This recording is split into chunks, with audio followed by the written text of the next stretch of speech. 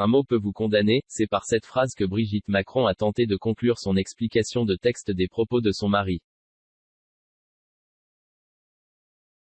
L'épouse du président de la République, qui a pour la première fois accepté une interview télé, a en effet donné jeudi sur TF1 son analyse sur l'origine de la petite phrase de son époux, « Je traverse la rue, du travail je vous en trouve ». La veille on était au restaurant et le restaurateur nous a dit, le premier qui va traverser la rue, je lui donne un boulot, parce que j'ai besoin de travailleurs auprès de moi. Et cette phrase qu'Emmanuel a dite à ce moment-là, c'est la phrase qu'il avait entendue, que le restaurateur avait dite la veille, a affirmé Brigitte Macron. Elle a ajouté lui avoir reproché cette phrase, que le chef de l'État avait lancée à un jeune chômeur à l'Élysée lors des Journées du patrimoine, le 15 septembre 2018, citée régulièrement par ses détracteurs. Une phrase qui ne m'a pas porté chance, a reconnu Emmanuel Macron mercredi lors de ses vœux à la presse. Tu es dans l'enceinte de l'Élysée, c'est compliqué de dire à un jeune homme une phrase comme celle-là, lui a-t-elle dit.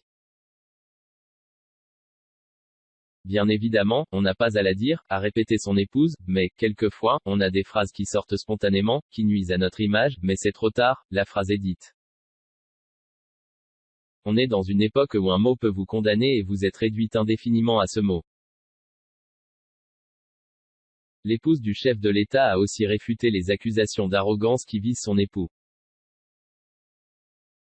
Cette assurance qu'il a, c'est une assurance de la connaissance, mais peut-être que quelque chose dans la forme ne convient pas, a-t-elle admis, même si les Français qui le rencontrent sont, selon elle, contents.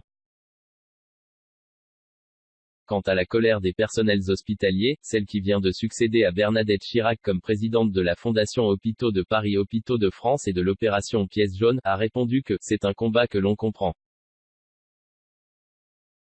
Elle a enfin fustigé ceux qui l'insultent sur les réseaux sociaux sous couvert de l'anonymat, on peut vous assassiner, en toute liberté, c'est invraisemblable, mais hors de l'Élysée, c'est très rare qu'on m'aborde pour être agressif.